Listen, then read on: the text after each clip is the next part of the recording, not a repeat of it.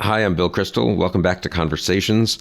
I'm very pleased to be joined here 2 days after Election Day in 2022, November 10th, by Ron Brownstein. We've done conversations after the elections of 2018 and 2020, and I did two before that, incidentally, all of which people should go back and listen to because they're all very revealing about American politics. But right after 2018, I think it was the weekend after, you predicted a Biden-Harris ticket in 2020. That was good. Yeah, well, we probably should have stopped. Logic led there. The primaries don't always follow logic, but in this case, they sort of did.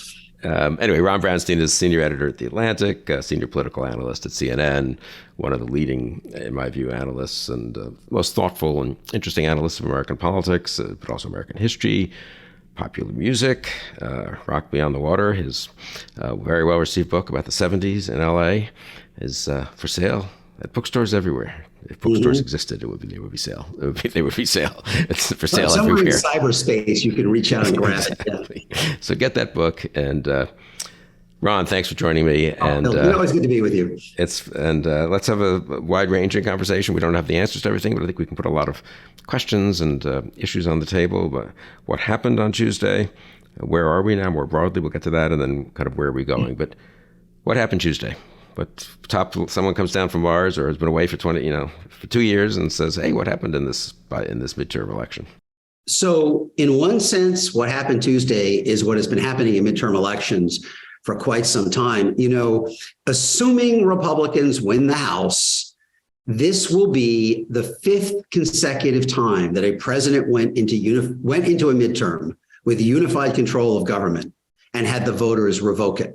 Right. So it happened to Trump in 2018, Obama in 2010, W. Bush in 2006, Clinton in 94. No president since Jimmy Carter in 1978 has defended unified control of government through a midterm. And in one sense, the macro story that we are living through since the late 60s is the inability of either party to establish a durable advantage over the other, to an extent that we have not seen before in American history over a 50-year period. No one's had unified control of government for more than 4 consecutive years since 1968, and we've never gone 50 years where that's been true. So in one sense, a shift toward the Republicans, a shift away from the party holding unified control is exactly what we've been experiencing in American politics for at least the last 40 years. But the nature of this shift was far different, as you know, than anyone expected. If you look at the exit polls and you look at the 75% of people who said the economy was bad or poor, roughly 55% disapproved of Joe Biden's job performance. The electorate was more Republican, tilted a little more Republican than it has been in the past. As one Republican consultant said to me today, every indicator on the dashboard was like pointing toward red wave. And we didn't get red wave. And I believe the reason we didn't is because this was what I've called a double negative election. You have that a negative verdict on Biden's performance. No way arguing around that. It's 55% saying they disapprove of his job. And as I said, 3/4 say the economy is doing badly. But those negative verdicts on what Democrats have done with power were bounded and limited by equal concern about what Republicans would do with power if given to them. And I think the 60%, roughly 60% in the exit poll said they had an unfavorable opinion of Trump. Clear majority wanted to keep abortion legal. And what Democrats were able to do was mobilize enough of their voters and hold far more independence than you would expect, given the negative verdict on Biden, by focusing their attention on issues like abortion, gun issues, and the threat to democracy that Trump and his movement present. And so you got an election that was much closer to a standoff than to the kind of route that you would expect in a midterm where the president was in such a weakened position. Yeah, that's a great summary.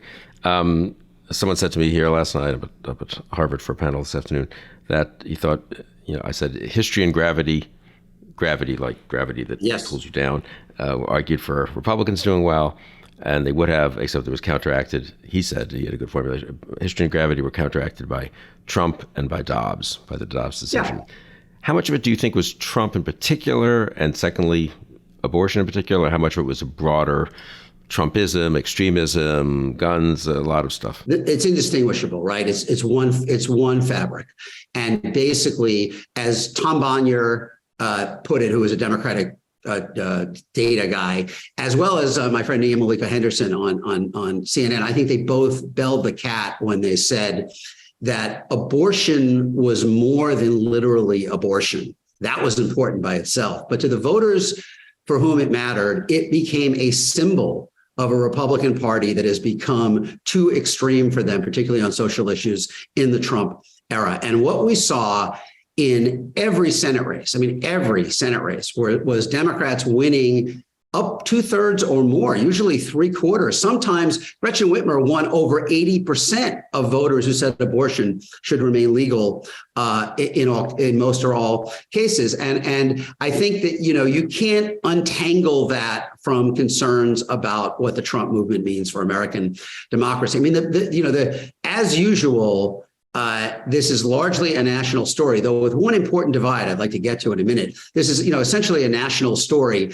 The Democratic coalition, the anti-Trump coalition that turned out in 2018 and 2020, frayed around the edges largely because of inflation. Democrats did not do as well as they did in 18 and 20 among the groups at the core of that coalition, but they did well enough to hold down the losses and prevent this from becoming what it was expected to be. You see the fundamental cohesion of a coalition centered on young people, people of color, college-educated whites, secular voters, and women, especially across all of those categories.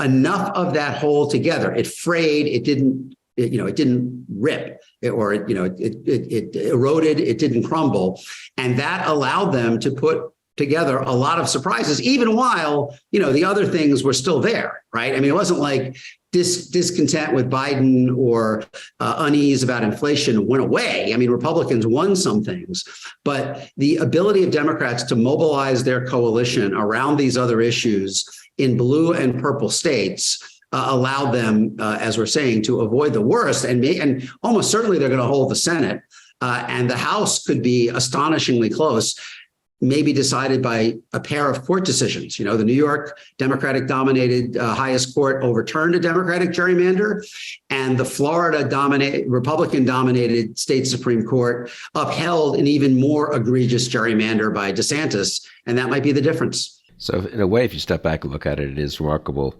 You say the Democratic coalition altogether, but in general, things didn't change that much, right? Yeah. In a sense, this year will probably end up being plus, 0.4% or something in the Republican side for the whole national House vote. It was Democratic plus 2.5 in 2020. So it's a little erosion, as you'd expect, because in an off year against the party in power, but not so much. I think, and this is a question now, on the groups that you focus so much on, college educated women as opposed to men, different Latinos and blacks and so forth. There's no huge change, is there? It looks sort of like each side's coalition looks very much like it did in 2020 and 2018, right? There's there are a lot of people who think the exit polls are not the end all be all, and eventually we will get other data from Pew and Catalyst that is also well respected.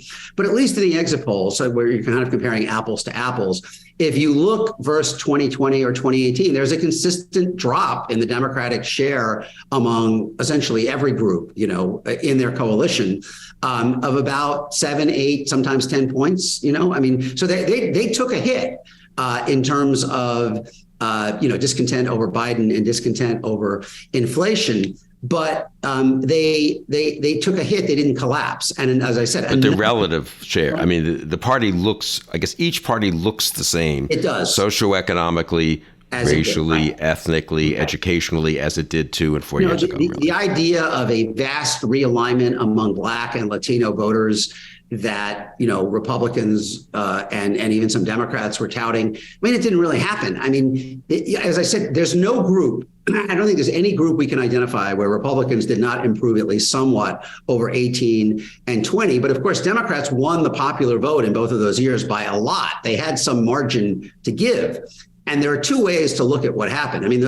From my point of view, If you're talking about college-educated women or Latinos or Black voters, certainly young voters, Democrats, as I say, eroded from 18 and 20, but they maintain substantial support.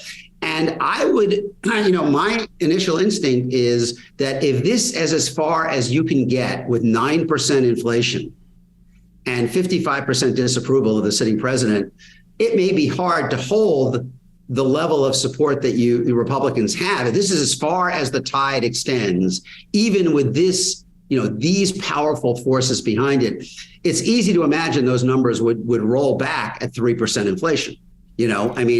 Or a stock market that isn't, walloping the 401ks of college-educated people, or high interest rates that aren't frustrating young people trying to buy a house. Again, the Democratic coalition frayed under the pressure of all of those forces, but it largely held together. And to me, that says that if those forces recede, the coalition expands again. There is a coherent 3 elections in a row now, really 4 in 2016, but certainly the last 3 more. There is a coherent coalition that is adamantly opposed to the vision of America that Trump represents. But here's the counter argument would be a little bit that Republicans paid a huge price for the Trumpiest of the Trump candidates. If they can just dial that back some and not have Mastrianos in Pennsylvania.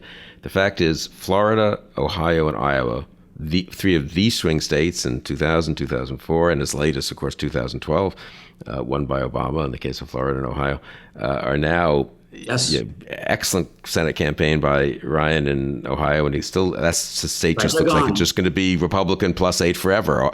Chuck Grassley's 89 years old. That looks like that's going to be Republican plus 8 forever, and DeSantis runs up huge majorities in Florida. Now, other states have moved somewhat in a Democratic direction, but Arizona, which is one of the Sun Belt Democratic stars, suddenly is in a neck-and-neck race with Kari Lake for governor. I don't know. You can make a case that the margin, both sides are sort of have things to point to that suggest, well, it's a 50-50 or 51-49 or 52-48 nation. So, of course, both sides have things to point to where if only a few bad aspects of their narrative, as you say in the Democratic case, inflation, interest rates, or in the Republican case, excessive Trumpiness got taken off the table, they could do better, or is it not quite as No, it's a good point. If you're thinking about it in terms of just the total number of people in each coalition, the fact that the Democrats have won the popular vote in 7 of the last 8 presidential elections, which no party has ever done since the formation of the modern party system, suggests that it is a larger coalition in a presidential year when everybody votes.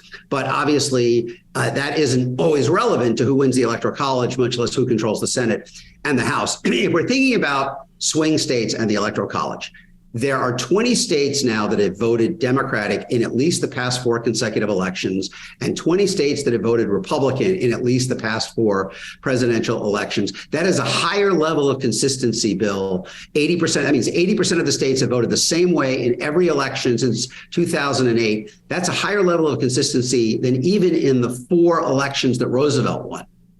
Right. So we have more states, a higher share of the states are locked. The only thing I could find that was like this was the 3 elections of the 1920s that the Republicans won. So we have an extraordinary level of 20 states on each side that are largely locked down with one exception. There are only 10 states that have voted for either side, voted for both sides in the past 4 elections. And as you note, several of them really aren't swing states anymore. Well, just on those 20 on each side, there are 1 or 2 exceptions, but the huge majority of those 20 in each case have governors from the party for which they voted for president, and 2 senators from the party from which. Yeah. Democrats have 39 of the 40 senators in the 20 states they've won at least the last 4 times. And Republicans have 38 of the 40 in the states they won the last 4 times. But let me go back and finish because it goes to your point. So there are only 10 states that have switched at any point since 2008. And several of them really aren't swing states anymore. They were swing states under Obama and have kind of fallen off. And that includes Florida, Ohio, and Iowa. North Carolina is kind of a swing state, but really at the edge. If we're talking about states that are genuine swing states at this point, we're talking about the 5 that switched from Trump in 16 to Biden in 20 and made him president. That's Arizona and Georgia, Michigan, Pennsylvania, and Wisconsin, plus Nevada, maybe North Carolina, sort of. I'm not sure I'm missing anything.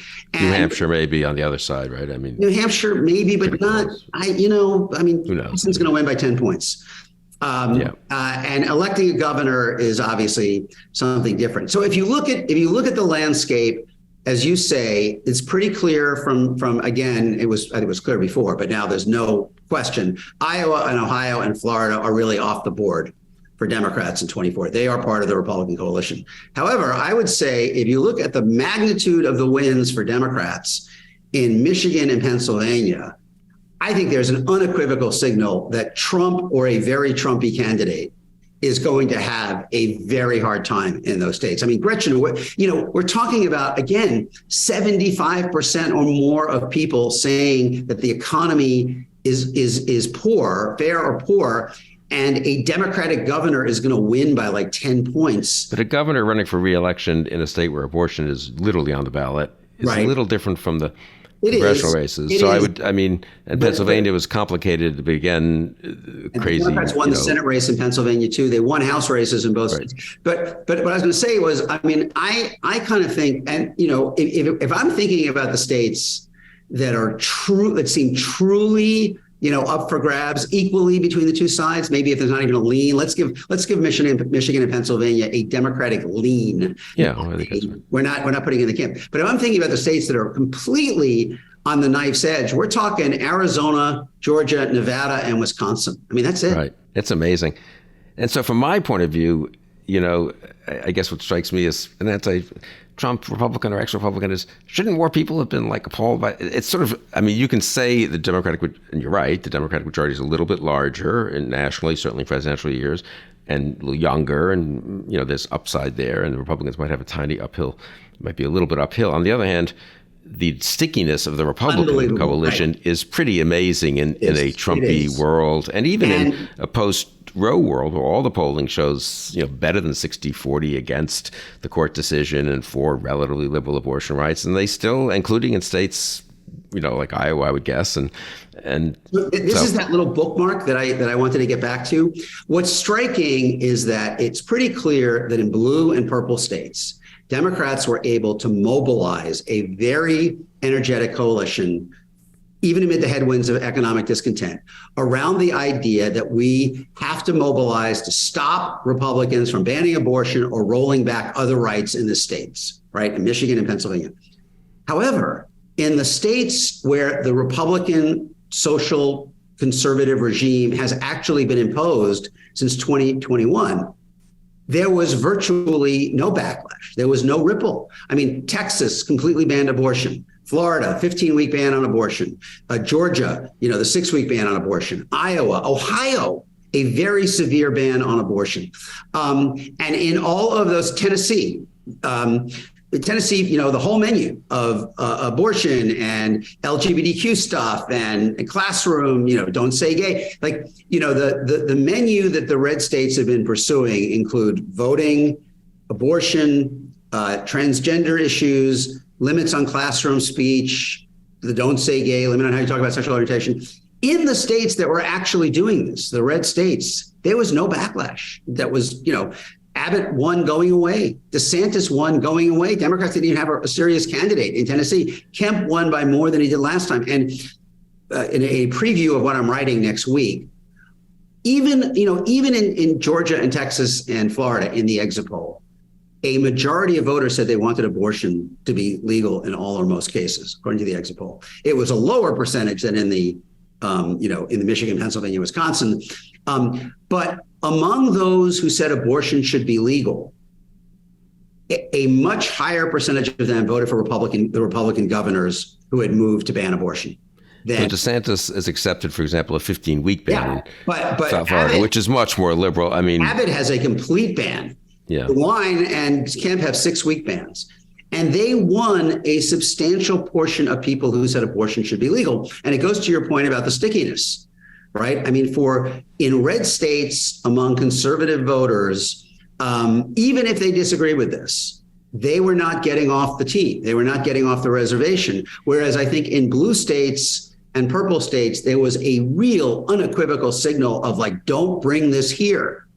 And I don't want to, I don't know. People might find this analogy, hysterical, but it reminds me a little bit of the 1850s, where, it's not like slavery was unpopular in the South, but in the places that it had not extended to yet, it was fiercely resisted.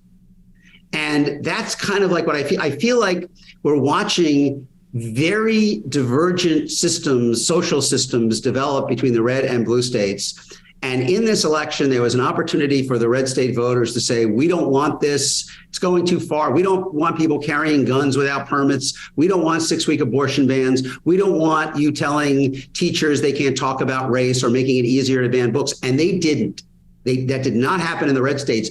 But in the blue states or the purple states, the fear of that being imposed, I think, was very real and very powerful. How much did candidates matter? Mitch McConnell famously spoke about candidate equality. In a couple of cases, it surely did, in the most extreme. But again, to your point, though, at the end of the day, if someone had told you, you'd taken vacation for 6 months, you had no idea who the nominees were in any of these states, and you had to predict the winners in the Senate races and even in the House races, and you were told those could be a level playing field, not a wave election, you would have predicted almost every state correctly, right? I mean, everyone thought Ryan ran a great campaign in Ohio, and then he loses by 8 points. I mean, but maybe at some level, does it matter to be a smart centrist Democrat who reaches out to Republicans as opposed to some, looking like you're out of touch? Much like they say Lee Zeldin helped Republican House candidates in New York, Ryan clearly helped Democratic House candidates in Ohio, where they had a bunch of wins, including some takeaways. And Shapiro in Pennsylvania, obviously. Same thing. I think obviously the individual foibles and failures of the candidates mattered, but they were not like a random assemblage of people who got nominated. They got nominated because they embraced Trump and Trumpism, and Trump at that point had enough juice in the Republican coalition to force them, to have them win primaries. I mean, if you had Robeson, the more mainstream candidate in Arizona, against Katie Hobbs, who's a pretty weak candidate, I can't imagine it would be as close. And, would David McCormick have beaten John Fetterman? You can't guarantee it, but he probably would have run better than Mehmet Oz. But it's not like it's not like it was just like, flipping a coin and you ended up with Oz because of the reshaping of the Republican coalition under Trump to make it more Trumpy. I mean, I think more of the college-educated, suburban, socially moderate, economically conservative voters who might have once thought of themselves as Republicans are probably wavering, at least north of the Mason-Dixon line. You continue and are thus less likely to be a force in the primaries. I mean, Republican Party got these candidates, not on a whim. They got them because Trump put his stamp on them, and enough Republican voters said that's good enough for me. No, that's so important. I mean, in Arizona, in fact, the incumbent Republican governor, who was popular, Doug Ducey, endorsed, I think, Robeson, right? I mean, Kari Lake was, endorsed by Trump. And so, you can't. So that gets really to the core question going forward, but which is sort of the Trump, one of the questions, many, So, it's a mistake to talk about the Republican Party ex-Trump, because what does that mean now? I mean, he's a huge part of it, and he'll be a huge part of it, even if he's not the nominee or if he blows it up on his way out, which we get to in a minute. Right? One last question just on the current coalitions, because I think it's so. I mean, you've made the point, I think it's a very important one, that we talk about things, states, because that's how votes get cast for Senate and governor and so forth. And so those are the governing entities. But of course, what the real distinction is more socioeconomic and education and race and all kinds of other things. And metro areas in red states look more like blue states. And one thing I think we've seen, do you think I'm right about this? That let's call them the Trumpy areas in blue states seem to be becoming Trumpier. I mean, I kind of feel like there were parts of New York State that were held back from becoming like central Pennsylvania or Ohio, let's make a better comparison, because they were in New York somehow, and they were sort of residually still more liberal. But they are now voting like they're similarly situated socioeconomic, educational achievement districts in Ohio, upstate New York and so forth. And I feel it's a bit. So I think in a way, the geographical, socioeconomic, educational sorting that you've written about so much and been so perceptive about that's continuing, right? It's not reversing. It's not even. I think it might not even be stalling. It may even be just getting more and more. But talk about that a bit. The Trump coalition is a powerful coalition. It's stronger than I thought it would be. I mean, it's a little bigger than I thought it would be. And there's no question that what you're describing is true. I mean, we saw it in the Glenn Youngkin race. I mean, in the previous governor race, like when Ed Gillespie in 2017 got into the 70s in these rural counties in Virginia, you're like, whoa. And then Youngkin got into the 80s. It does not seem to be, there does not seem to be a bottom for Democrats. I mean, I was reading a tweet stream thread from a woman who was running, I think, for state legislature in Missouri, and in a rural area, and describing her experience going door to door as a Democrat. And it was astounding what people were saying to her, So, I think that, as I said, first of all, one of the lessons of 2022 is that these, with the exception of Georgia and Arizona, these red states are getting redder. I mean, the Texas thing, the metros are maybe are clearly moving toward Democrats, but the rural thing is real. The Latino thing, it didn't really expand, but it's solid at 40% for them. The Trump coalition is a powerful coalition, and the Democratic coalition is very powerful, and so we're kind of in this point where we have these two roughly even in size, but utterly antithetical in who they represent, what they value, and their vision of America, and trying to keep them both in the same country is just getting more and more difficult. I mean, and then you think in the same state in some cases, because presumably, you will see more mayors rebelling against governors and local officials and so forth, right? Consistently Republican-controlled state legislatures and governors overriding Democratic, limiting their powers of Democratic mayors and county executives. I mean, if you're in Austin or Houston and you look at the size of Abbott's victory after they imposed, am I right? It's a total ban on abortion in Texas. Not even 6 weeks. It's a total ban. And he still wins over 60% of white women. Like, how do you kind of go forward from that? I mean, there's no way to look at this and say that, basically red states are saying we're okay with this, with what you're doing. And, whereas in Michigan and Pennsylvania and Wisconsin, and I'm betting if we had exit polls in Colorado and Washington, and even to Arizona is kind of halfway between, you see the blue states very much saying no. I mean, Bill, given the ubiquity or the consistency of the negative views on the economy and the negative views on Biden, there is no other explanation for Democrat relative success in some of these states than a resistance to Trump and the Trumpism. There's nothing else. What else would it be? I mean, I think Dobbs is a little special. I take your point that it's part of a fabric. It's part it of also literally, though, was overturning a 49-year decision that it by 5-4. I mean, it was a little bigger part of the fabric than critical race theory, or you know what I mean. No, so right. Abortion becomes the kind of the focal point of it all. But the thing that to me is so striking is that the views on the economy were as negative in the states where Democrats did well as they were in the states that they did poorly.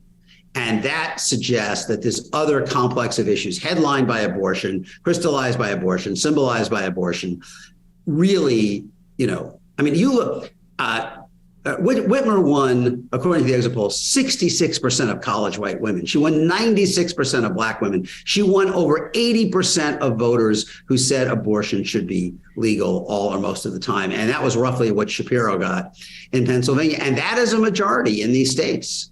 I mean, I'm unaware of a state in the exit poll where a majority said abortion should be illegal in all or most circumstances. As I said, the difference is, first of all, the size of the group was smaller who said it should be legal in the red states. And even more importantly, fewer of those legal abortion voters voted against the Republican governors who, signed laws to restrict it. Where are we, if you think about where we are for 2024, you can kind of, you have to sort of project out two scenarios, one in which the economy gets better and one in which it doesn't. If it doesn't, Democrats will be under a lot of strain. If it does, I would suspect their vote share will drift back up among all of the key groups in their coalition, because you won't have that headwind pushing, and you will still have a Republican social, cultural, democracy agenda that frightens them. Well, that's a key question about the Republican Party, and it's partly Trump specific and partly it would go to whether DeSantis and Youngkin would have the same burdens, and I think a lot of it is abortion specific, in the sense that I think abortion barely came up in Florida. I don't know, DeSantis just kind of was able to say, if we have a law in the books, I'm for that law. And he never quite told pro-life voters that the law is 15 weeks, which allows 95% of abortions, and he never quite told pro-choice voters that in some theoretical way he wasn't averse to making that 15-week limit lower. You know what I mean? He was able to get away with that. Could you do that at a national level is one question. But just before, you've talked about before about the fact that in the past, a presidential approval was a very good predictor of vote in off-year elections in a state.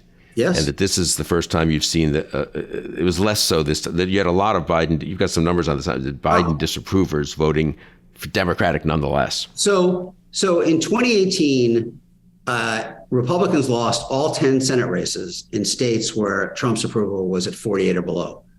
In 2010, Democrats lost 13 out of 15 states in the Senate where Obama's approval was at 47 or below. In 2006, Olympia Snowe was the only winner in 20 states where Bush's approval was at 45 or below.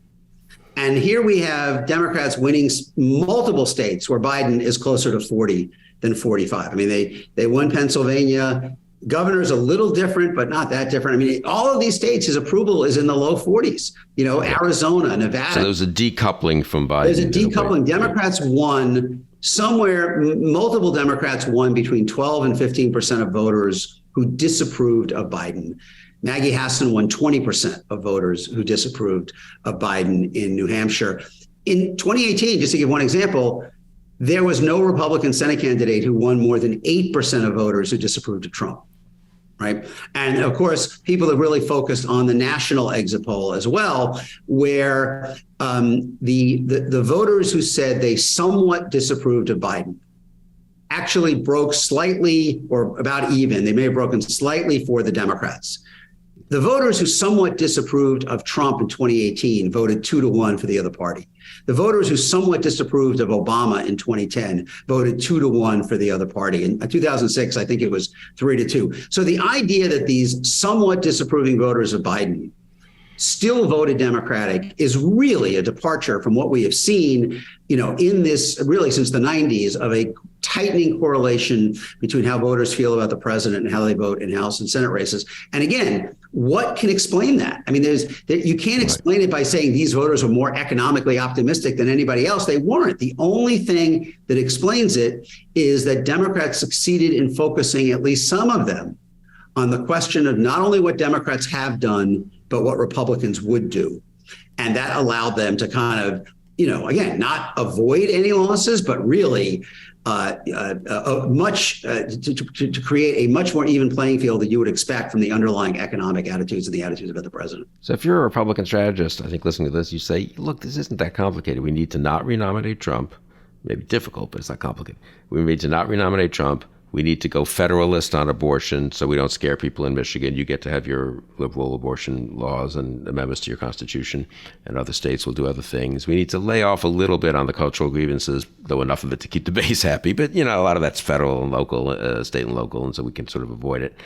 So as a national matter, if we just get this Trump baggage off our back, can't we finally ride this coalition to an actual, not just electoral college, squeaker like in 2016, but an actual victory? Why is that A, semi-accurate as a theory, and B, could it happen in practice? I mean, that is the best theory, right? I mean, that is the theory, and could it can't happen with Trump as the nominee, can it? Yeah, but even if Trump isn't the nominee, here's a question. I mean, it's much a question for you as for me. Can someone win the nomination without signaling that they would sign a national ban on abortion? Yeah, that is a big question, I think. I would say it would be risky, but if I were Ron DeSantis and wanted to be president, not just the Republican nominee, I would explicitly say it. I'm not sure Trump wouldn't then agree, because Trump is not deep down in his, heart living and dying on the pro-life issue. but it would be a risky moment to try to kind of Clinton 92 almost moment to shift the party and make it acceptable. Right? Debate Fox, moment. Fox is going to be everybody on Mike Pence will attack you. Sign a national ban on abortion. Raise your hand. Yeah. And then they'll say, well, 15 weeks, rape, incest. Celinda Lake, has been, who is one of Biden's pollsters, has made the point that she believes that's essentially irrelevant maybe relevant in red states, but in blue states, it's essentially irrelevant. Like if once you hear the word ban, once you hear the word ban, that's it. And so if you are a strategist for DeSantis or Youngkin or someone, and by the way, I want to make a point about Youngkin, you would have to look at what happened yesterday in Michigan, Pennsylvania, Wisconsin, and say, there's no other reason for us to not win these states other than voters viewed us as extremists, particularly on abortion, and to do exactly what you said. You have laid out what makes sense. I just don't know if they can get there, And I do think what I was saying before, I won't put them entirely on one side, but I think if you have a Republican nominee who is running on any kind of national ban on abortion, I think yesterday tells me they are highly unlikely to win Michigan and Pennsylvania. Georgia, Arizona, Wisconsin, Nevada might be more, still within reach. But I think it's pretty clear you are not going to win Michigan or Pennsylvania if you're saying we're going to ban abortion in your state under any 15 weeks with all sorts of exceptions. I don't think you can win. And I don't know if you can get the nomination without promising that, now that it's at least possible to do because of the Supreme Court. And what about Trump himself? I mean, how big, the factor is he, how much do you buy the line that he's weakened in intra-Republican politics by what happened Tuesday with the Trumpiest candidates underperforming, I think it's fair to say, Mastriano, et cetera, and DeSantis's huge victory in what was a swing state in quite recently in Florida and so forth. So a couple points on Trump. First, I think to what you kind of alluded to, there were Trump chosen, hand-selected, he put the T on their head in all 5 states that switched from Trump 16 to Biden 20. Arizona, governor and Senate, Georgia, Senate, Wisconsin, governor, Michigan, governor, Pennsylvania, governor, and senator. And out of that whole list, the only ones who have a chance to win probably at this point are Kerry Lake in Arizona and maybe Herschel Walker in Georgia. And none of them are guaranteed. If a rational party would look at that and say, that's a pretty clear signal that if we come back with Trump himself or even someone really in the mold of Trump, these states are going to be hard. Now, the problem Republicans have is that their nomination rules are very different than the Democratic nomination rules for the president. And they really favor the candidate who has the largest block of the party. And it's worth taking a second to explain this. Republicans have much more winner-take-all features in their nominating process, where if you finish first in a CD, even if you only get 35% of the votes, you get all the delegates from that CD. Or if you finish first in a state, you get bonus delegates. I don't know if they have any left. They used to have more states. If you finish first in the states, you get all the delegates in the state. I don't think they do that, but they have bonuses. When Trump was the presumptive nominee in 2016, before he had reached 50% in any state. People forget that. He didn't reach 50% in any state till New York at the end of April, at which point he was already the presumptive nominee. At that point, he had only won about 40% of the total vote, and he had pulled away from the field, right? So the question is, Trump is weaker than he was when he left office, and he's weaker today than he was a week ago. But is there anyone who has as big a piece? Like, is his share of the Republican primary electorate still somewhere in the 40 to 45% range? If it is, it gets really hard to beat him. And this is where Youngkin comes in, okay? Because if Youngkin runs, he's not going to be the nominee. I mean, the party, this may be, you play this back at me in 2 years, but I think it's highly unlikely Youngkin would be the nominee. What Youngkin can do, however, is siphon off a lot of the college-educated voters who are least likely to support Trump and lead them into an absolute dead end where they can't be part of an actual winning coalition to beat him. People forget that in 2016, even in 2016, when he won the nomination so convincingly, he only won about 35% of college-educated Republicans. He won like 55, 58% of the non-college Republicans. The only one, the college Republicans did not want him even then. The problem was, as you know, painfully, they just kind of went everywhere. A little bit to Kasich, a little bit to Rubio, a little bit to Cruz. And Youngkin could win a lot of them, but I don't see him winning enough of the non-college and evangelical to ever be the nominee. And so what he could do is simply divert a critical part of the anti-Trump coalition into a dead-end candidacy that would leave Trump's 55%, which he's still getting in polls, by the way. He's still getting 55% of non-college Republicans.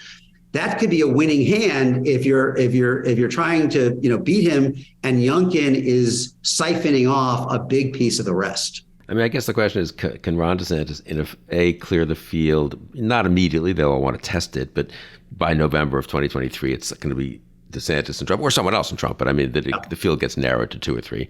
A, B, can that candidate say, look, we just got to win. Trump, fine, good presidency, a lot of good policies, but the election denial stuff's a killer, and the baggage, other kinds of baggage from his years in office and post and the lawsuits and so forth and indictments is a killer.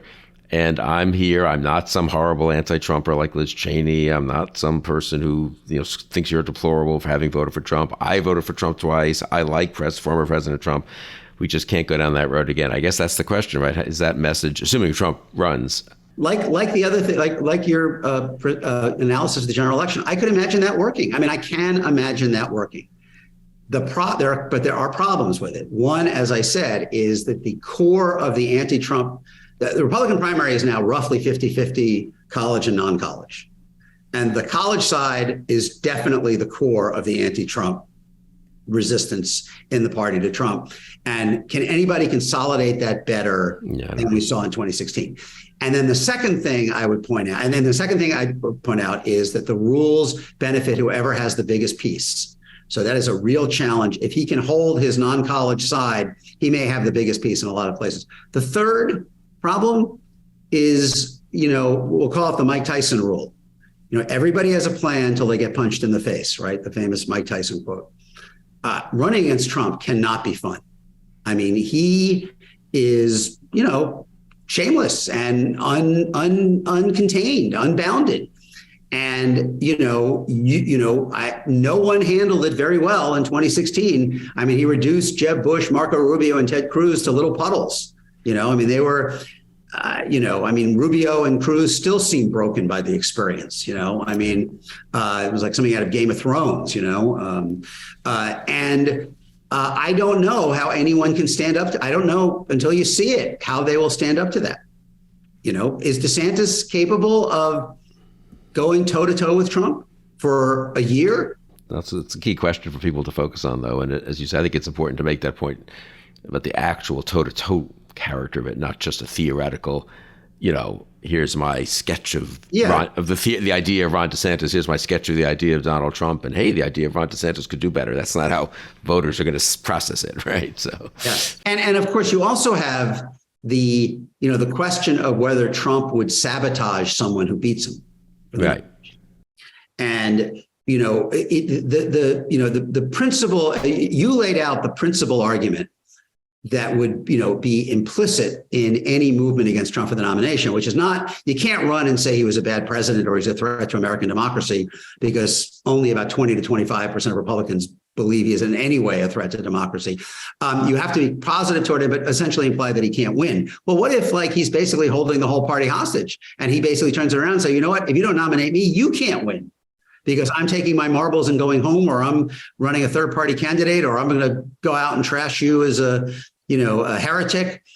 I mean, he could turn that around. No, I think this is an important point. Andy Zwick and I were talking about this earlier. I mean, Trumpism is a problem. Certainly, from my point of view, it's a serious problem in terms of American democracy and all. It's a problem electorally to some degree, as we were just saying, in these states. But Trump personally is a problem that people haven't. They acknowledge it in passing, but then if you're sort of in the game of political strategy, you kind of want to get beyond that. So you start talking about Youngkin and DeSantis and the different issues. You don't think about concretely in the real world, what is Donald Trump going to be like for the next 20. And by the way, we should probably say the situation isn't exactly, sunshine and roses on the other side either. Well, let's talk about that. So what do you think? Biden again? Well, I think, And what do you think the effect of Tuesday is? Well, first, I mean, the Tuesday effect is the dog that doesn't bark, right? Because if they had a really bad midterm, there would be an instant eruption of people saying Biden has to step aside. And we're not going to get that. We're not going to get nearly as organized a push against him as we would have seen if it had been a really bad election for Democrats. But you can't ignore that in the exit polls, 55% disapproved of his job performance, and 2/3 of people said he should not run. I got the numbers. I don't remember them exactly. The number is even higher among independents. I think it's closer to 3/4 of independents. Now, all of this may prove irrelevant. That's 2/3 of all voters, though, not of Democrats. 2/3 Democrats. of all voters and maybe 3/4. But it must be, therefore, some chunk of Democrats who's saying Biden shouldn't run, right? Yeah. Yes. Yeah. If we weren't on camera, I would get my phone and I could actually tell you the number. Yeah. People can look it up. You can look at it. No, it hasn't been published. So I would be giving you the Crystal Inside exclusive on how many Democrats said Biden shouldn't run again. Once we put the conversation up online, you can tweet it out as a supplement. I will tweet it out. So, but there are two big buts here. One, as Biden said yesterday, so what? I don't really care. He said that. And I do think people in the White House overwhelmingly believe that Biden considers it his final mission in American politics to prevent Donald Trump from destroying American democracy, which he believes that he would do. And I think as long as he considers it a possibility that Trump will run, it is going to be very hard to convince him not to run. I don't even think, like, a very senior official explained to me that the way I just formulated it is wrong. It's backwards. It's not that he's going to run if Trump runs. It's that he has decided to run because he believes Trump will already run. And if Trump doesn't run, maybe then he'll reconsider it. But the supposition is that he's running, the stipulation is that I'm running unless something changes. It's not that I'm waiting to see what Trump does. Now, another reason for Biden to run, and I was talking about this with a Democrat yesterday, was, what happens if he doesn't? Clearly there is no wide belief in the party that Harris can win, but she is the first woman of color, a vice president, and there would be substantial support for her in the primary, and bypassing a black woman to nominate probably a white candidate is a very messy prospect for Democrats. I mean, you could look at yesterday, and I look at yesterday or Tuesday, and, Gretchen Whitmer seems like a pretty telling. Can we just have the Whitmer Shapiro ticket and just go home and, Well, I don't think we can have Whitmer Shapiro. I don't think we're going to have two white governors from the But I'm saying, but something like that. You know what I mean? Well, maybe. Can we have candidates who actually have won swing states by big margins and just if you didn't have to worry about losing the Senate seat, there are many Democrats who feel like Whitmer Warnock would be, a great ticket. But how do you get there, right? How do you get there? I mean, how do you get, even if Biden doesn't run, can you get past the first female woman of color vice president? And even if you get past her, you got Buttigieg and Warren.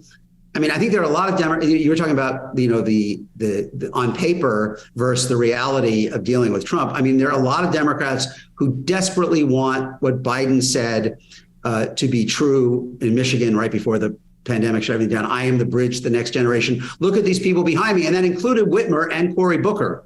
That's not a bad ticket, I suppose. But how do you get there in practice? And I think it's less personally. I think Harris, you could get. I mean, she's vice president. She's entitled to run. She will run. Some blacks will support her. Some blacks won't support her, as happened in 2020, obviously. But it's more almost just the messiness of, okay, then we've got 12 candidates, and some of them are very impressive. I would make the case it's quite a strong bench by historical standards in American politics, that if you walked into a room and had a conversation with Whitmer, Shapiro, Buttigieg, Warnock, just go through a whole bunch of Jared Polis, there'd be some pretty impressive governors, some pretty impressive members of Congress. Mitch Landrieu can show up, having been mayor of New Orleans. I mean, but how do you get from here to there once, how do you not have to there? Yeah. I mean, I do think that the desire for there was a dramatic age break in the results everywhere yesterday. I mean, Democrats did much better among people 18 to 44 than among 45 plus. And, it may seem incredible, but the oldest millennials are now 41. The oldest millennials will be 43 in the 2024 election. So that is the base of the party. And the idea that you have a party that is essentially centered on young, diverse, secular America, metro, info age America is led by a bunch of octogenarians in every sphere is kind of crazy.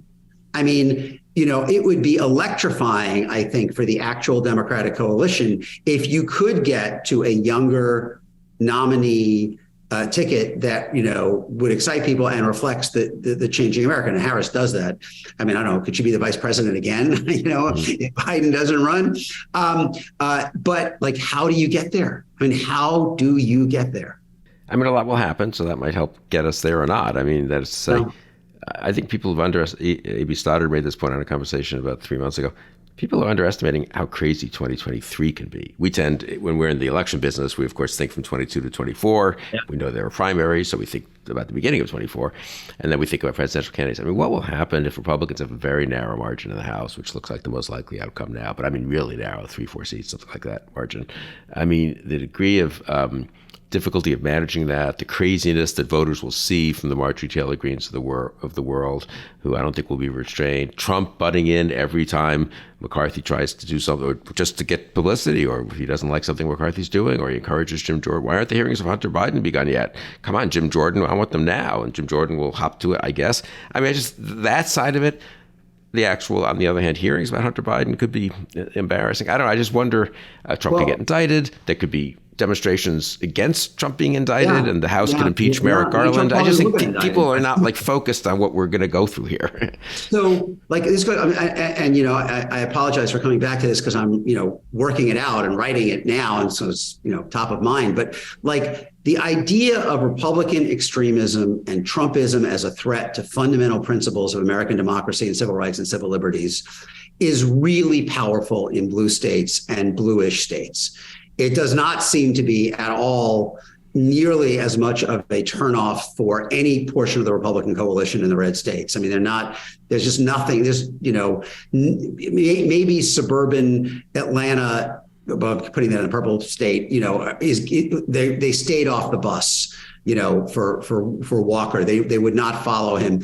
But in the blue states and the purple states, again, I keep coming back to this. What else can explain Democrats doing reasonably well amid this economic discontent? And so what you're positing is an entire year of showing those voters over and over again what it would mean to give Republicans power.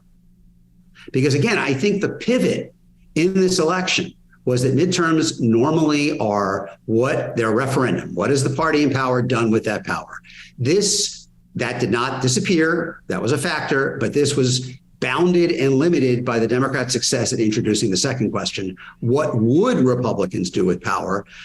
And the 2023, cavalcade is going to really put that in relief. And it will be fair to say in 2024, if we've gone through a 2023 something like this, it will be popular in red states, perhaps, and even in reddish parts of blue states, which matters for the House because they get elected by district, not by state, right? So, they won't be paying a price necessarily. At least Stefanik's not going to get unseated, even though she's from New York, if she's at the head of the Hunter Biden, prosecution parade or something, or the Merrick Garland impeachment parade. But I do think one thing about 24 I was just thinking about, and that hasn't been focused on, is Democrats will be able to say truthfully in 24, if you elect a Republican president, they're not going to lose the House, presumably, if they win the presidency back. Right. And the Senate map is such that they have a very good chance of, even if it's a 51-49 Senate going into 24, winning the Senate. So you really are risking unified Republican governance. And are you willing, it's one thing to have that in a pre-Dobbs world where Trump can, insincerely talk about rights of life and that he can make judicial appointments which have an effect ultimately, but short, medium term, it has no effect on anything. And in a a lot of things world, That stuff was just beginning, a lot of the culture war stuff, or not beginning, but hadn't been intensified yet. It was more random comments of Trump, not actual, lists of books being banned. I mean, I do think it's interesting how much, maybe that just rallies blue America. That's right. Which is good, which is important. I mean, for the last hour, that's what I believe. I think the message of Tuesday is that you can mobilize the states that are, the blue states, plus Michigan and Pennsylvania and maybe Wisconsin. You can mobilize them out of opposition to what a Trump vision of America would mean for that state. And you can mobilize them around preventing Republicans from getting the power to impose that vision. If Democrats don't present candidates who really look themselves, excessively problematic. I mean, there was a gap between Evers and even Mandela Barnes, who's not, personally objectionable like Walker or anything, but it's just has more left wing baggage. Yeah. And also we're not in a recession. I mean, right. I mean, obviously, although I wouldn't say that. Like, even if, right. I don't know how much higher economic discontent can be than 75%. So I'm not even sure if the economy stayed bad. I'm not sure Biden couldn't beat Trump. He might not be able to beat this, but I don't rule it out. Yeah. I mean, Biden could beat Trump with a 45% approval rating. I mean, that could happen. That could happen. Unless the Biden age thing becomes enough of a disqualifier to actually shake swing voters away in a way that I could argue, your Whitmer, Warnock ticket wouldn't. I mean, that is to say, or your Shapiro, someone ticket or something. All right, I'm crawling out on a limb here. I think if Trump is the nominee, it almost doesn't matter. Yeah, that's the only issue for the coalition that came out to oppose him in each of the past three elections will be stopping him from being president. And there could be an eggplant at the top of the ticket now, and you would have a kind of battle of the bulge in which I'm not saying it's guaranteed that he would lose. I'm saying for that coalition, nothing else is likely to matter. Nothing. Like, with the inflation level, the stock market, it's not going to matter as much as whether you want to let him have power and potentially change the character of American democracy forever. And for his coalition, the opportunity to do that is going to be very enticing. But the more I think about it, I just can't imagine. I mean, I don't know. I don't think there is a higher level of economic discontent than 75, 80%. Well, but only a 3.5% unemployment. So there was objective facts that sort of made the discontent slightly abstract, so I would put it. Inflation is real. But inflation was real. I agree. If JP Morgan is right, and we have 3.2% inflation with 5% unemployment a year from now, Biden's approval almost certainly is going to be a few points higher than it is today. And the Democratic situation will look a little better. And as I was saying before, like, one way to think about what happened on Tuesday is, yes, the Democrats lost ground in every group they rely on compared to 18 and 20. They held together enough of it to avoid a shellacking, but they did lose ground with everybody. So do you look at that and say, well, there's some secular trend that is moving these people more toward Republicans? Or do you say, even with 9% inflation, this was as far as the tide got, this is as far as they got? And if it's 3% inflation, they're likely to, the tide is likely to roll back out, a few yards. But it's only a few yards either way, right? That's what's so striking. You're a Democratic legislator running in Missouri, and this is, finding out, just saying the word Democrat, and suddenly they're not interested. Missouri was once something of a swing state, and I went to Sheryl Crow's hometown with Claire McCaskill once when she was running against Jim Talent. I've been to the Sheryl Crow Aquatic Center. Wow. Yeah, how about that? And I talked about it with her once. That was wow. Okay, now we're really name dropping and stuff. Yeah, I mean, a little celebrity name dropping. It's good. It's good. I do have this whole other side. Of like thinking about culture and politics intertwined. So. And of course, in the era of Trump, we shouldn't minimize the importance of celebrities. But I think it's a very interesting question. I don't know if that how much Trump, if he runs, assuming he probably will, whether or not he's the nominee, I would almost say, but especially if he's the nominee, of course, how much the next 2 years of American politics, the central figure is Donald Trump, right? I mean, for all the drama, and people like us care a lot about the House and the Democratic candidates and the President of the United States, Joe Biden, and these interesting younger, Josh Shapiro. Wow, look at that, a Democratic governor of Pennsylvania who's, winning by 16 points or whatever he won by. and DeSantis on the other side. The dominance of Trump, the centrality of Trump is kind of amazing, actually. It is. Look, there is a coherent, durable coalition that has shown it will come out to vote to prevent Trump from imposing his vision on America. Now, whether that is enough to win always is a question. I mean, obviously in 2016, there were more people who voted against him than for him, but it wasn't enough to win because of the rest. I'm not guaranteeing that he is going to lose if he runs in 2024. What I'm saying, though, is that there is a coherent coalition that is dead set against, what people describe it, Democrats call it the anti-MAGA majority. And that will come out in 2024, even if we're like in Carter level stagflation. Because, there are enough voters, what last night made clear was that there are a lot of voters, who view that as an existential threat that go beyond anything that's happening in the immediate, kind of biosphere, of their lives. Again, not guaranteed that it is a winning hand, but I think it is almost independent of where Biden is and where the economy is. Now, obviously, you get people who are not really part of that discussion on board if the economy is better. I mean, so it gets a little bigger, but there is a core that could win even in a bad economy. Not guaranteed, but it could. Yeah, and I suppose the sort of flip side of that is that the Trump is so well identified as a person and with issues that he can't really do what candidate, moderate, he can't sort of, that election denial stuff, I don't quite mean that. Now, whether another Republican could, and we discussed that earlier, is I think a very interesting question, because presumably if he sheds some of that election denial, anti-democratic stuff, could have an awful lot of stuff that you wouldn't like, frankly, and I wouldn't like, of, culture war and grievance politics, but that would be a little less scary to people. Little federalism on abortion, and suddenly things change enough, for 1 or 2 or 3% in the key states. Biden would be 81 on election day, almost 82. There's a slice of this anti-Trump coalition that is really not that, enthused about Democrats. Yeah. That's really, people focus on, how self-identified Republicans are sticking with the MAGA candidates. And that's true.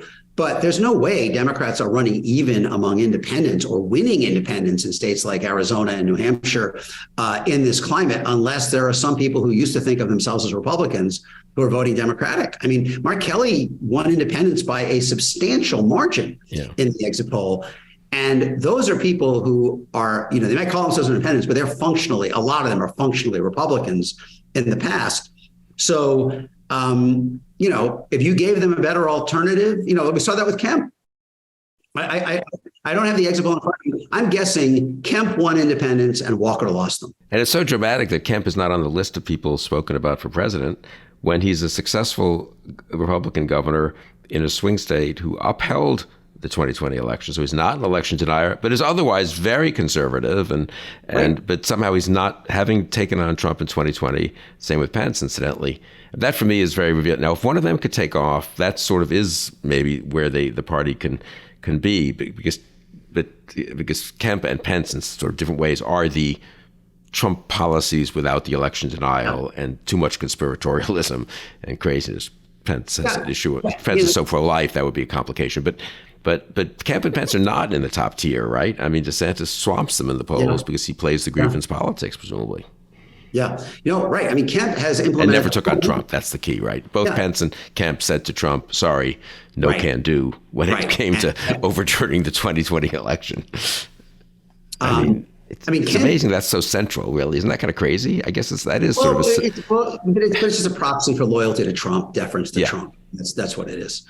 And, there is the idea that many non-college and non-urban and evangelical voters think that he is their voice against the elites, and he's given them a voice that they haven't had, a megaphone they haven't had. That isn't aimed just at Democrats. That's also aimed at Republicans, right? So he would have, I think, enormous success at essentially saying he could have enormous success at saying these candidates are trying to put you back in the shadows, in the corner, and I am your champion, and all of these people, look down on you, and they just want to go back to their boardrooms, and I'm the one out here fighting for you. I don't think I don't think his hold on non-college Republicans is going to be seriously dislodged. And I will point out again that even in 2016, two-thirds of only a little less than two-thirds of college Republicans did not want him. And that didn't work to stop him. Yeah. So someone has to figure out a way to both consolidate a little more of the college Republicans and cut in a little more deeply to his hold on the non-college Republicans than anybody was managed to do in 2016. And maybe DeSantis can do that. Maybe he can compete on both sides. As you say, he has the grievance politics that may pull away some of those blue collar Republicans. But he also seems to be a little more acceptable to the boardroom Republicans. But we'll see. I mean, I can imagine it. Sitting here, playing it out. We can both imagine it. But then you got the Mike Tyson rule. Everybody's got a plan until they get punched in the face. And so you and I sitting here on the Zoom are not going to actually have to go out and do it day after day. No, that's so important. Interesting. Well, we need to get back together in a few months and see where we stand. And there's an awful lot's going to happen, right? I mean, we'll see who they do. Do they really take the House? Is it close enough that someone pointed out today on Twitter, very obvious but intelligent, good point. If it's literally 219 to, what would the math be? Or 218 to 219 to 14, 16, or 220, 250. I mean, people retire, people have illnesses. President Biden appoints some Republican, finds one Republican who wants a good job somewhere, gives him a job, and he leaves the House, and it's an open seat. I don't know. Oh. It's not obvious that could be so crazy and so chaotic. I don't think there's enough anti-Trump. The only impeachment Republican was the guy in Washington. Yeah, Dan Newhouse, I think, who won. He's still there. But we'll leave that aside. But I just think generally that was still there. If Kinzinger had not retired and he was the last vote, you're making you an ambassador, and suddenly, Nancy Pelosi is speaker again. Yeah. But I don't know if they can find My that. only point is we sort of got used to the last. Your point is, I talk about your point is really important, because assuming they do get a House majority, 2023 is going to be broadcast to this coalition in blue and purple states exactly what they have to look forward to if Republicans get unified control. And I just think that could be very difficult in at least some of them. I mean, I think DeSantis could win back Arizona or Georgia. I do think that. I don't think he can win. I would be surprised if he could win back Michigan and Pennsylvania in the shadow of unified Republican control based on what we saw Tuesday. I'm really crawling out on a limb here, but I feel like, I just keep going back to this point. People are so unhappy with the economy, and they still elected Democrats by pretty big margins in those states, which says to me that they really don't want the kind of Trump/red state regime being imposed on them. And if you have a 2023 that is constantly broadcasting what that might look like, I think that'll make it very hard, at least in those two states, with Arizona, Georgia, Nevada, and Wisconsin, on the other hand, being really just, total tipping point. Democrats, by the way, I think I calculated this morning. If you take out Nevada and give them the other 19 states they've won 4 straight times, add Michigan and Pennsylvania, Democrats it's 260 to 235 at that point. For the Democrats. So they only need one more state. Yeah. They need one more state. They would need one out of Wisconsin, Georgia, and Arizona. I hesitate to even say North Carolina, because they're not going to win North Carolina before they win one of those. Right. Interesting. Well, we're already speculating about the 2024 Electoral College, so we probably have a few things to get to before then. But anything we haven't covered here that people should be just looking for over the next few months and years? I come back to the centrality of Trump. I mean, does he get indicted? Does he run? Does he? Who runs against him? Yes. That seems he gets indicted. Yes, he runs. Someone's going to indict him. He's going to get indicted by Georgia or the Justice Department. And of course, the Justice Department might indict him twice. For classified and for obstruction of the 2020 count. So I think I don't, and in some ways that makes him harder to beat, I think. Yeah, in a Republican primary. What is Ron DeSantis going to say the day Donald Trump gets indicted for keeping classified documents at Mar-a-Lago? He's not going to say, Justice Trump might have a good case here. And I don't think he's even going to say, let's withhold judgment and let the court process work. I think he's going to say, don't you think every Republican's going to be under massive pressure to say this is an outrage? Yeah, no. And then they have chosen to put themselves under his thumb. They've had infinite opportunities to pursue an off-ramp in which, just to pursue an off-ramp. And each time they have basically said, they made the calculation that it's too risky, too big a risk of alienating his voters. We like his superpower of turning out those voters. We don't want to give that up.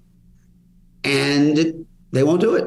And so here they are. So you predicted Biden-Harris in 2018, so I can't resist this midterm. You can duck it if you want, obviously, but Andy and I were joking earlier. If you did a matrix, there are four possible ways, leaving aside third parties, 2024 could happen. Could be Biden versus Trump, right? Non-Biden versus Trump, non-Trump versus Biden, and non-Trump versus non-Biden. Right? There aren't infinite possibilities of how this can work out. I take it from our conversation that you're sort of the most likely of those four you think is Biden versus Trump. Yeah. Yeah. By a considerable margin. Which would be 160 years of candidate, by the way. Right. And Biden will be Harris, so we'll have three of the four will be a repeat of 2020. If Lake wins, she would seem so to Biden, Harris, Trump, Lake. That's the official Brownstein Crystal Conversations midterm projection. You're making a persuasive case that Trump can be beat. I don't know who DeSantis. DeSantis is the only one who's going to beat him. If anybody does. Unless some weird, I don't know, who knows? But it's who would be the DeSantis vice president would be a senator, right? So I guess I don't know. Stefanik or something. I don't know, but it would be someone from Congress. I would think. Although who knows? Maybe these old rules are totally off the. I think as we're speaking on Thursday afternoon, the 10th, we don't know what's happening in the Arizona governor's race, which looks dead even. I think that's kind of a final point. We should let you go and let people go. I think Lake winning helps take the edge off the disastrous night for Trump narrative. Yeah. Lake losing really means all the Trump-blessed, almost all except for J.D. Vance, I guess, Trump-blessed candidates in swing states have lost. Yes. If Lake wins, then Trump gets a little bit of, when they were really good candidates like me, whom I blessed, they did fine. And Arizona was the place they said we couldn't win, and, et cetera, et cetera. So place that they stole from him. They stole from him in 2020, that's what that audit showed and stuff. So Lake is a weirdly big figure. He'll find a silver lining. And her winning would be, look, she's running against a weak candidate with 9% inflation, and she might eke it out by, a tiny margin. It's incredible that that's happening. And it's only happening because there are so many Republicans willing to vote for someone who is an open election denier, who wants to defy federal law on immigration and all that. But again, it doesn't say to me that Arizona is Republican leaning in 24. It says it's just right. Again, I assume the underlying climate for Democrats will be better in 24 than it was in 22, that the tide will roll back a little bit unless Biden is so obviously incapable of running that people recoil against that. And I suppose that's like a circuit breaker. It's self-correcting. If he's obviously incapable of running, he won't be the nominee. Yeah, so that would be then, and then the Democrats will either produce an excellent nominee against Trump or have a terrible primary process that gets everyone both annoyed at each other and alienates swing voters. I don't know. It's hard to know how that. I think the best thing they could do. Clearly, the best thing they could do would be Biden and Harris to both step aside and nominate one of these governors. Yeah. That would be the best thing they could do. I'm not sure they can get there even if Biden and Harris step aside. I think it might be hard. You and I might say, Gretchen Whitmer and Wes Moore and Gavin Newsom and people like that are really potentially very compelling general election candidates. It's going to be hard to get past Buttigieg and Warren. Yeah. Even if Biden and Harris step aside, they would be pretty formidable. They could be good candidates too. Who knows? Or Buttigieg could be, I think, but I don't know. Who knows? But Buttigieg, generational change. Yeah. But it's, I think big gamble. it's a big gamble. I mean, he's a gay guy, and he's never held an executive office. He's never been, he's been, now I guess he's transportation secretary and, the mayor, but doesn't have a lot of global experience. And, I actually think people would pay. I mean, I think he could hold up I think he could pass the Mike Tyson test, actually. Yeah. I think he could really do well in the actual give and take with Trump every day. I mean, he would, and I don't know how Whitmer would do in that, or Newsom. I mean, don't rule out Newsom. Newsom is the one who has most directly stepped into the void that, Biden doesn't really want to, and he does at times, but he doesn't really want to confront the extent of the aggressive moves in the red states, and Newsom found a market opening and filled it. Yeah.